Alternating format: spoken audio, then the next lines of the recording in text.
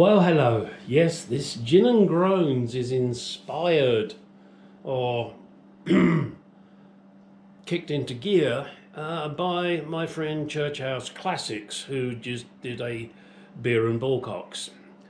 I haven't done one of these for a while. I mean, I'll bitch and groan in my normal YouTube, but this one's going to be purely me commenting, shall we say, and you can agree and disagree, and that's your choice. I often bitch about car dealerships and these, shops, Brake Plus, Brake Masters, Firestone, Goodyear, not Goodyear, oh gosh, what are they called? Big O Tires, Discount. Sorry, places like that where, and Quick Trip. Quick Trip? No, not Quick Trip. Come on, what's the one that changes oil? Jiffy Lube. And I'm not picking on those companies particularly, but as a general rule, if you go in for an oil change, that's what you want. Now, obviously, if they see something horrendous, they should point it out to you. I have just had one of my regular customers come here. She was given an estimate for $3,000 to fix all the problems on her car. She went to a Nissan dealership, and her car is a Nissan Altima. She went there just for an oil change, and they presented her with a $3,000 estimate. Some of the things they picked out were not true. Some of them, and this one, I'm going to point this one out, particularly amazed me. They pointed out that the air filter needed replacing. They'd gone to the trouble of taking the air filter out and taking a photograph of it and then put it back in. And yes, it needed replacing. There's no two ways about it. But you've gone in for an oil change, and you think that they could have just changed the air filter. They've gone to the trouble of taking it out. So taking it out and putting the old one back in, it's no different to putting a new one in and then saying you owe us another $10 for a new filter. I'm sorry. So I replaced that filter for her. She picked it up at her local store, and when she came to pick up her car, I replaced it with the one she'd picked up, and it took me a good 30 seconds. Yet these morons at the dealership put the dirty one back in. They also told her her cabin air filter needed replacing. There was nothing wrong with it. They told her her coolant needed replacing. It just needed topping up. They told her that all the shock absorbers needed replacing. Well, I'll grant you that one of the rear shock absorbers was leaking and you replaced them in pairs. But they said all of them. They said her lower control arms must be replaced. The lower control arms have a couple of minor splits in them. And because they put theirs up on the lift that lets the wheels dangle, that makes it look worse than it really is. Oh, and I forgot to mention, she's got tits. Yeah, that's where they like to fuck with these women, and not in a nice way. It pisses me off. I know I've mentioned it before. I had two customers that both went to Brakes Plus, Brake Masters, whatever. One with an estimate of $1,500, the other one with an estimate of $1,200. One of the vehicles needed nothing. The other one did need new strut mounts, and I think it was like $400 in total that it cost her for the mounts and my labour. What a fucking joke. And I really... Sorry, it exasperates me, this. I'm a mechanic. People call me Shady Tree Mechanic. I do it at home. I mean, I'm a retired mechanic. I'm a retired lots of things. Or retarded, as many will say. The shops that you go to, even the dealers, it seems, are doing it now, are telling the mechanic, you need to find so many things wrong so that we can earn money. And, we can then pass this on to the customer and rip them off. If you're a decent mechanic, you should refuse to do that. You should say, no, I will not pick out things that are not wrong. If you're a decent mechanic. Or you're probably just one of these part swappers that doesn't know his fucking arse from his elbow and knows that, the computer says, replace this. Computer says, no, replace this. And so you do it without any thought, without any checking. And it's pathetic. If you're one of the part swappers, you cannot call yourself a mechanic. You can call yourself a part swapper. That's it. If you're a decent mechanic, and I very much doubt any of them watch this, but if you're a decent mechanic and they tell you to upsell shit, because if you don't, they're going to fire you because you didn't upsell for $1,000, walk away and go and work for a proper garage. Stop fucking around with these places. You're giving mechanics a bad name. Okay, enough of that rant. Yes, I know, I rant a lot, don't I? So, let's move on to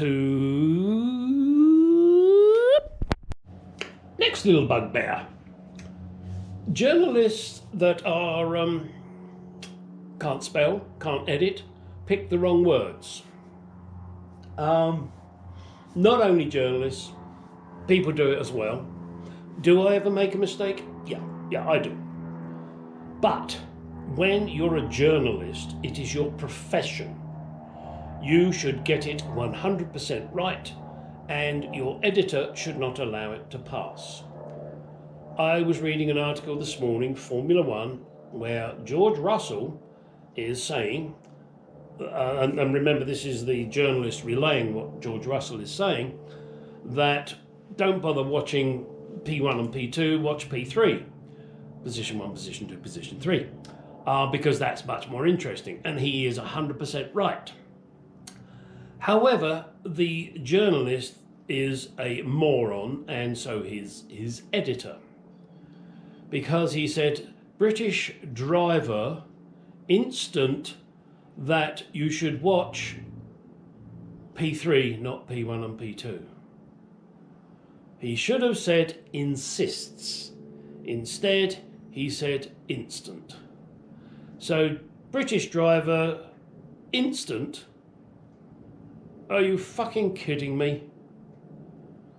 Education these days is pathetic. You allow poor grades to pass, and this is what you get. What was the other one? Oh, they were talking, and not on this particular article, but on another article, they're talking about the car's brakes. B-R-E-K-S. Are you kidding me?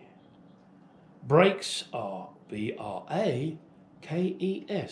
Now, I know I'm in America and I am English, and things are spelt differently, like aluminium and aluminum, but brakes are brakes are brakes. It's pathetic that the current batch of humans cannot spell correctly. This is the trend we're going down with all this woke shit, and whatever that means, and I haven't got a fucking clue, and I don't care.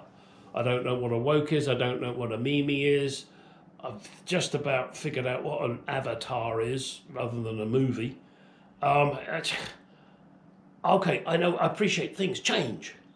Words that came along in my youth, I'm sure were horrific to my parents, but they at least seem to have some meaning. One of the other things, which is, this is the classic, I guess, where, now, I don't believe in God, and, if you do, well, good for you. I don't believe in a fictional character, and I don't have blind faith. But when they stand there and they say, about the transgender weirdos.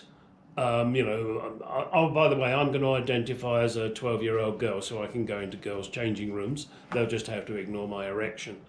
That's okay, I identify as a girl. Sorry, I digress there. Well, I did and I didn't. People, religious people particularly, go on, about, well, God made man and woman in his image. Well, maybe that's where it gets a little confusing, because is God a man or is God a woman or is he a hermaphrodite? Yeah, look it up. And those that I want to say, you're born a man or you're born a woman. God doesn't do half and half if you believe in him, it, whatever. I'm not a man, I'm not a woman, I'm a half and half. You got tits and a dick. Geesh.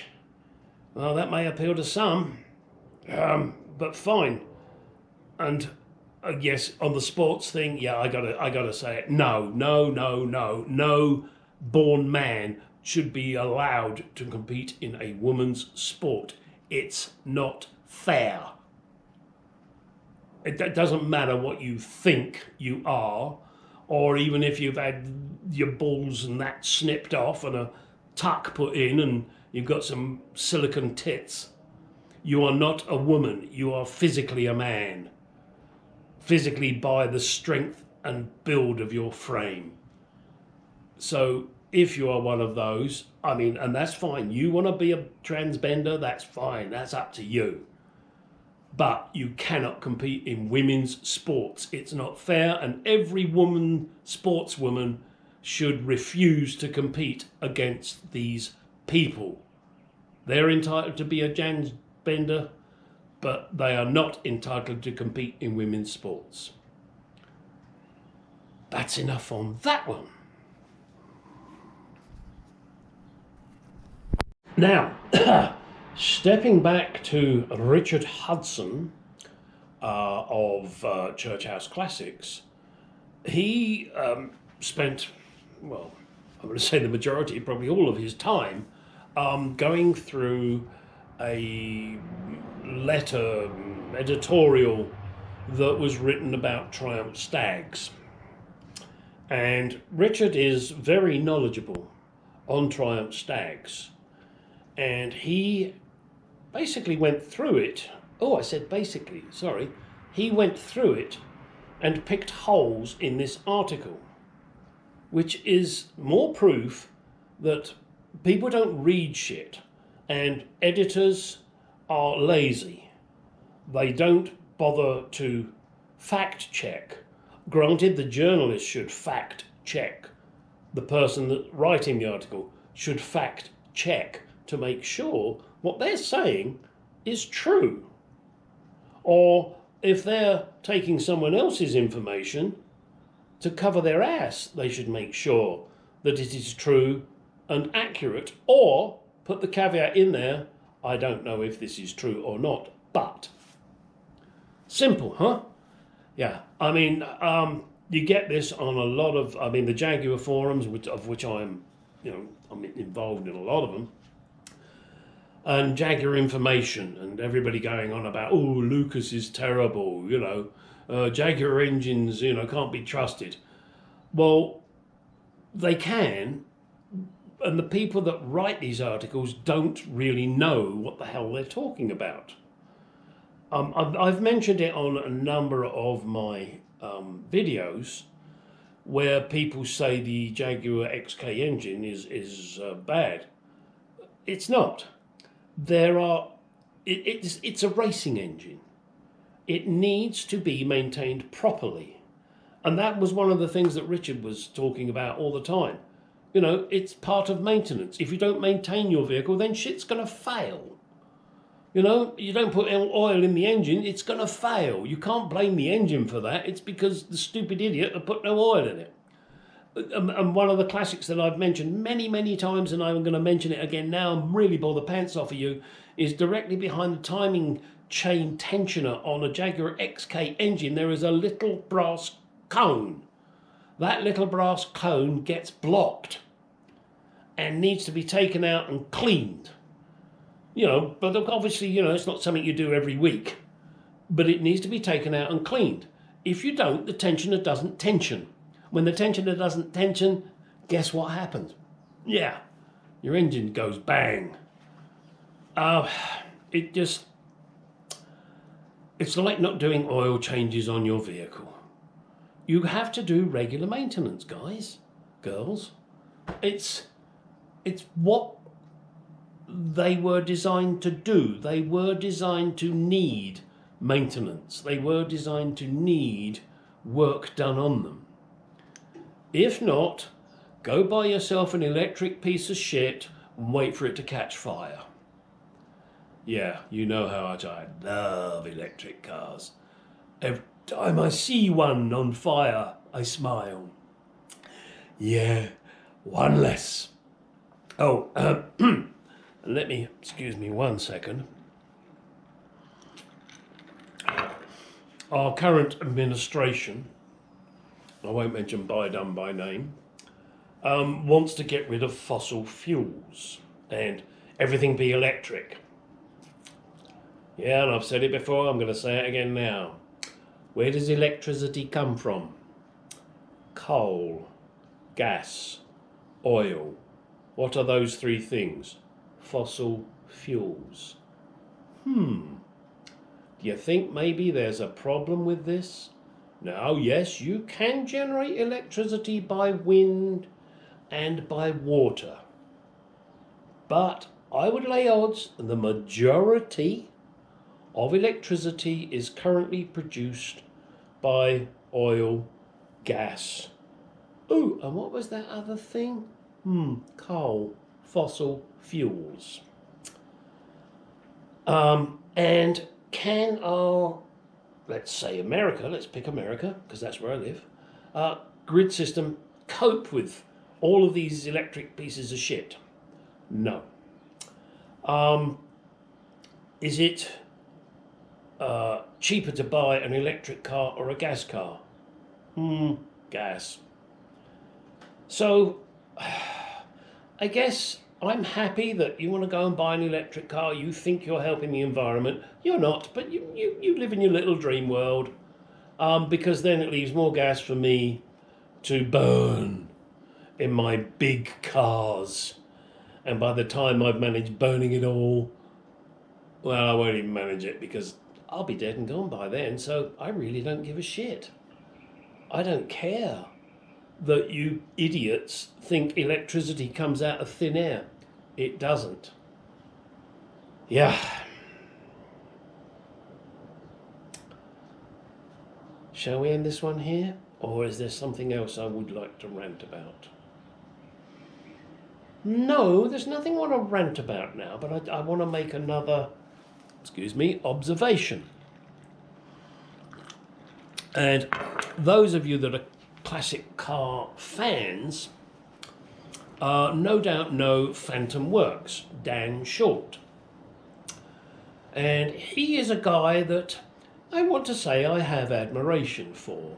Now has gone off grid, so he's self-sufficient. Now, fortunately, he has the money, he can afford to do that, and good for him. But that's not the point of this comment. The point I'm going to get to is people realizing how much it costs to restore a car, a classic car. Let's assume we're all talking about the same thing, classic cars. Now, I'm sure I've probably mentioned it in the past, and I'm going to mention it now. I don't know how much money I've spent on my Jaguar Mark II. It was pretty much a basket case when I bought it. I spent, well, let's see if I can pull some numbers out of the air. And these are not precise numbers, do understand that. Wiring harnesses, $1,000. Front brake upgrade, $1,000. Machining of the cylinder head, $1,200. Body and paint work, that's between $30,000 and $40,000. Why between $30,000 and $40,000? Well, The first guy I got to do work on it fucked me, but he took 9 grand out of my pocket. Learn by your mistakes. You get what you pay for. Then I took it to a professional body shop and they took $30,000 out of my pocket. But they did a great job. I've bought the interior for it. I think that was about $9,000. Wheels.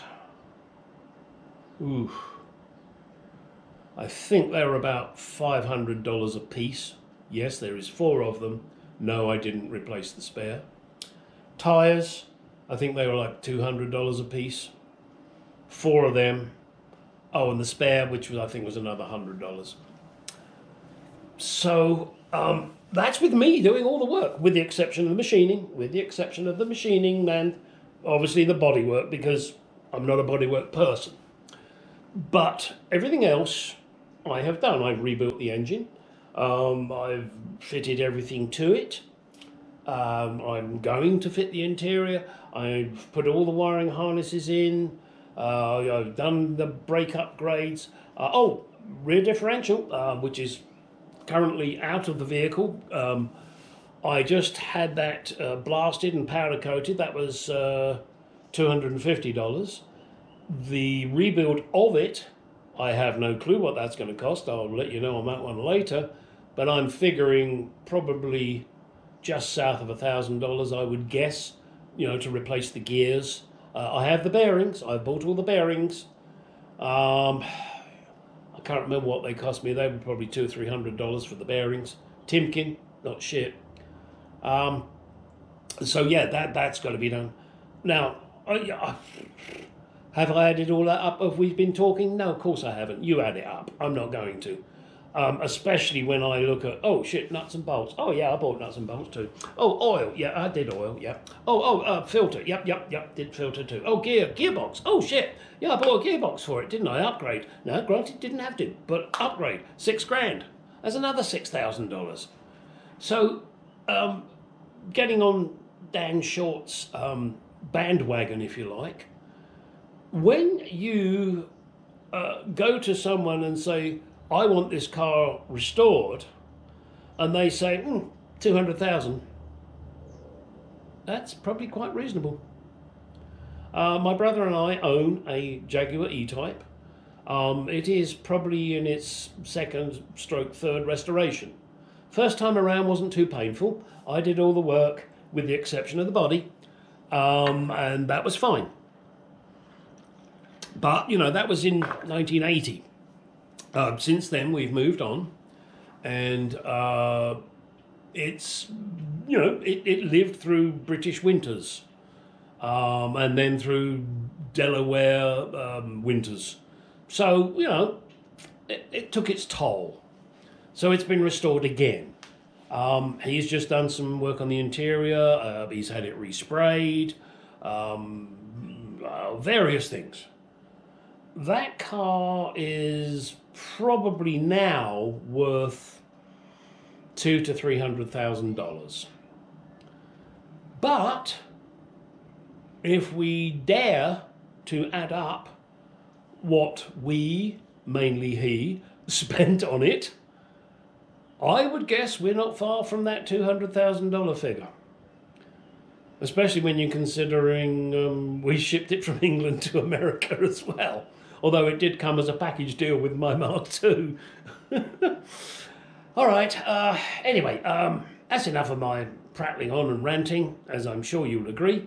But I do like to do these occasionally. Hopefully you find them of interest.